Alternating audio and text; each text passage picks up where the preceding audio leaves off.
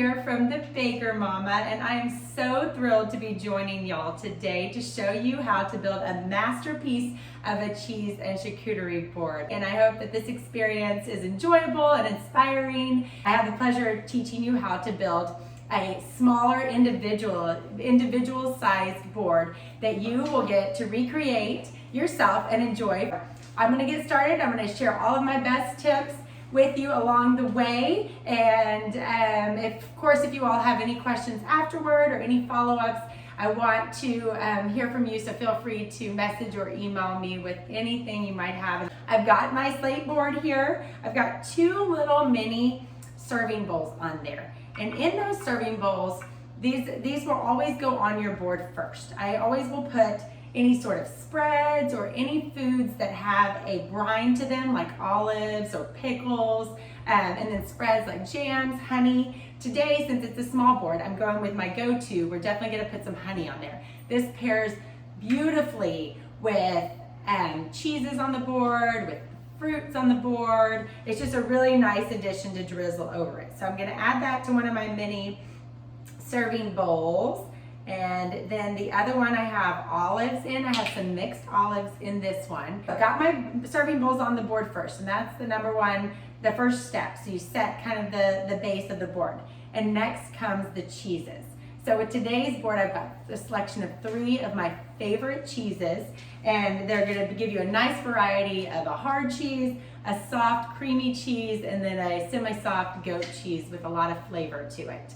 So we'll start by adding our aged cheddar. This cheddar is delicious, and it has a just really rich texture, but also just melts in your mouth. So we're gonna slice this cheese, and my tip on the cheeses is you want to serve them at room temperature. So when you're starting to build a cheese board, I always say set your cheeses out first and put them on the board first. So by the time you're ready to serve it, it's at the right texture and temperature for optimal enjoyment. So you don't want to eat cheeses when they're fresh out of the fridge, because they won't have the same taste and texture that they're intended to have. So, and they're easier to slice when they're cold. So if you're going to go ahead and slice the cheeses for the board, sometimes I'll put a whole block of cheese on there and let each person slice off the portion that they want. But for this board, we're just going to slice 3 thin slices to add to the board.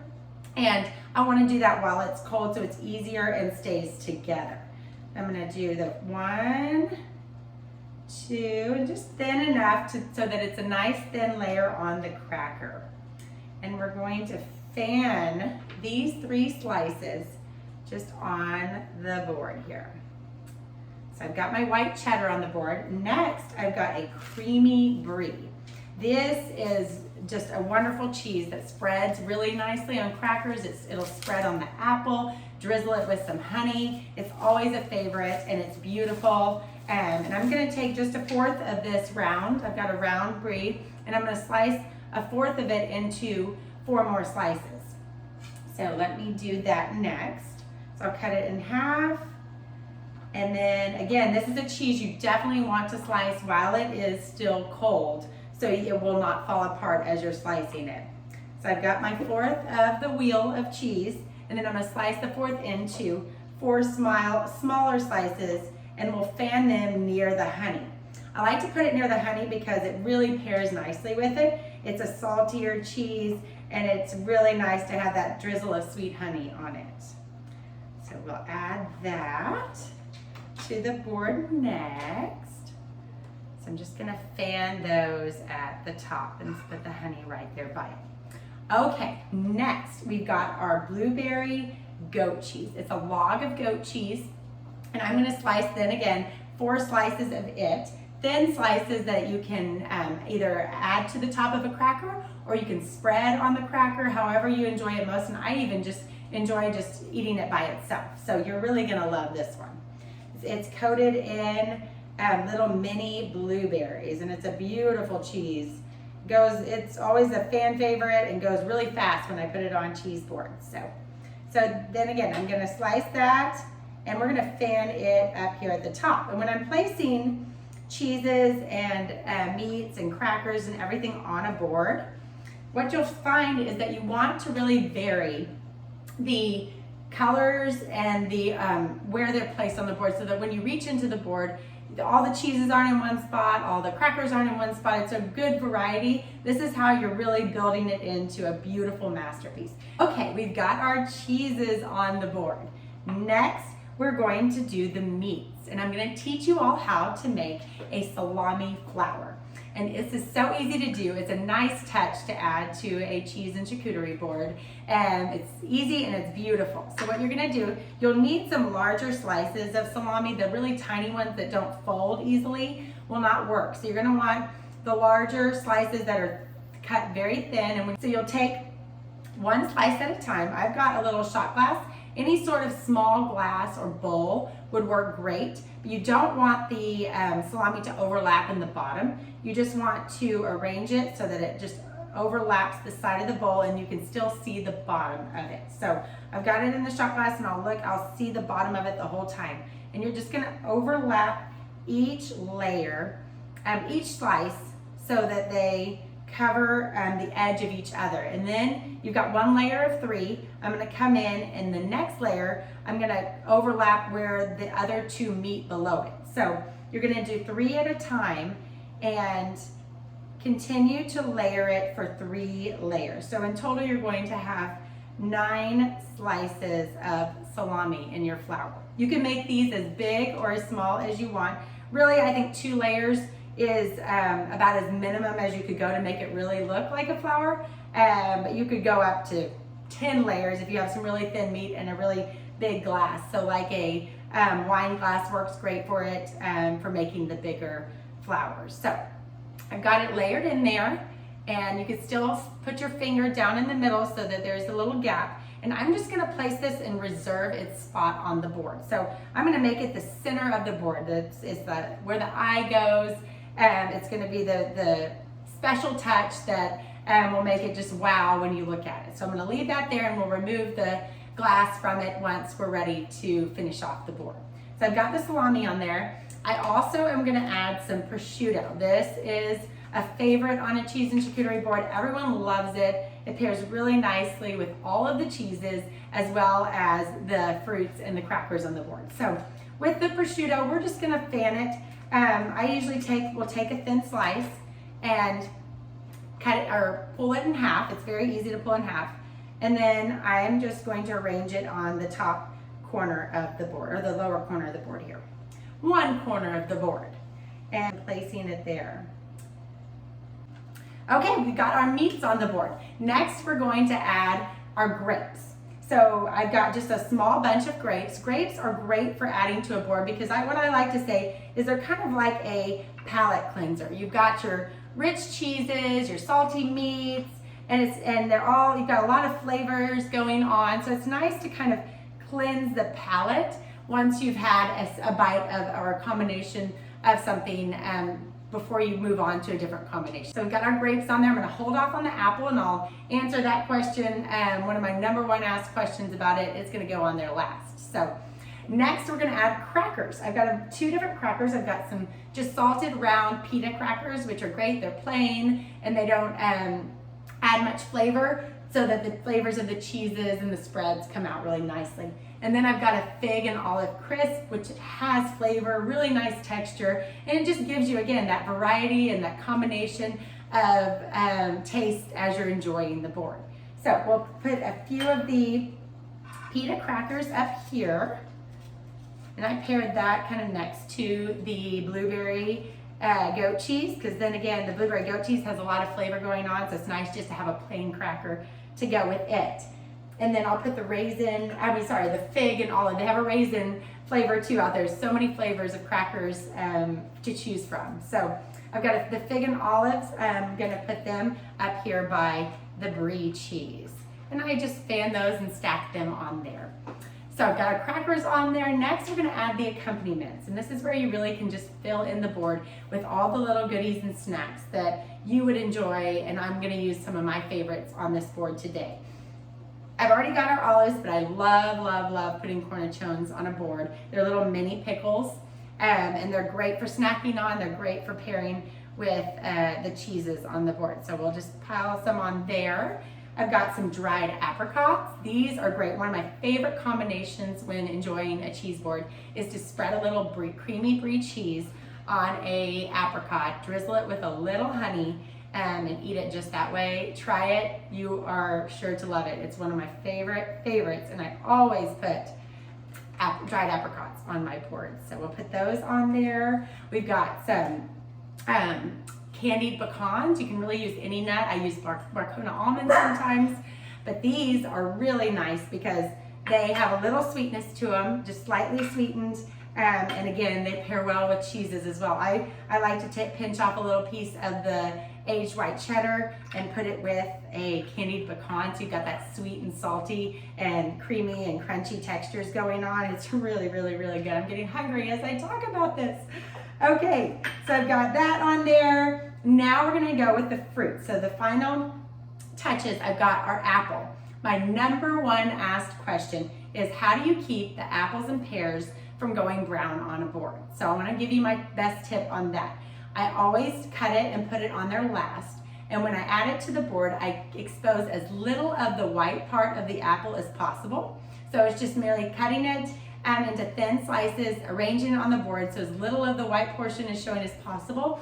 But truly, over time, we enjoy boards so quickly that they're not going to brown that much, and I've never had a board that has had an edible fruit on them. So trust me, don't do anything with lemon or salt water to keep your apples from browning, because it really does interfere with the natural sweetness of the fruit that pairs so well with all of the cheeses and meats on the board. So just cut it last, put it on there, and it will be great.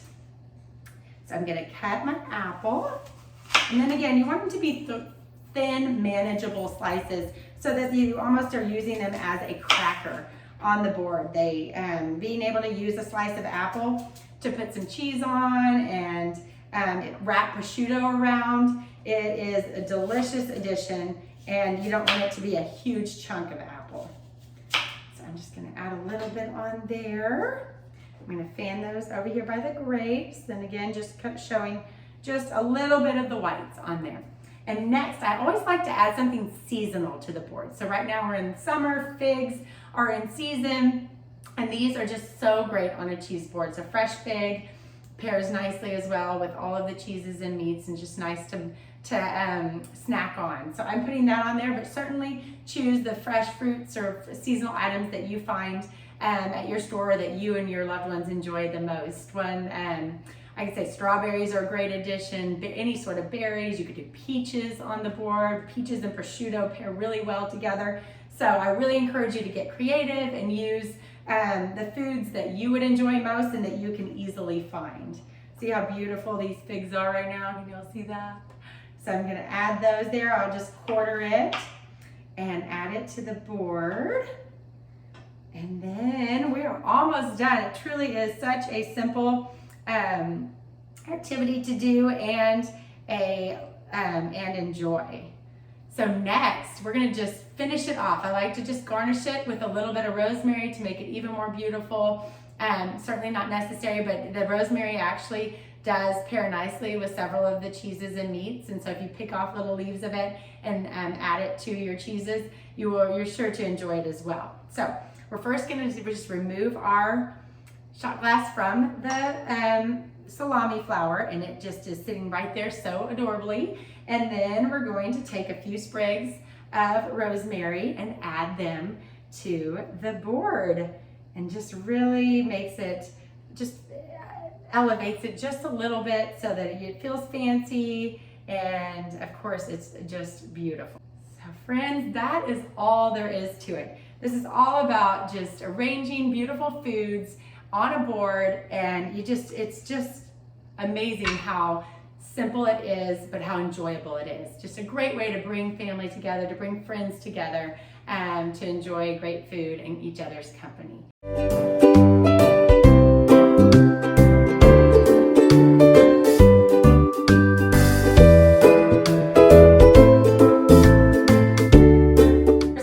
Questions that I'm going to answer for y'all, and my assistant Monica is going to ask them to me so that I can answer them.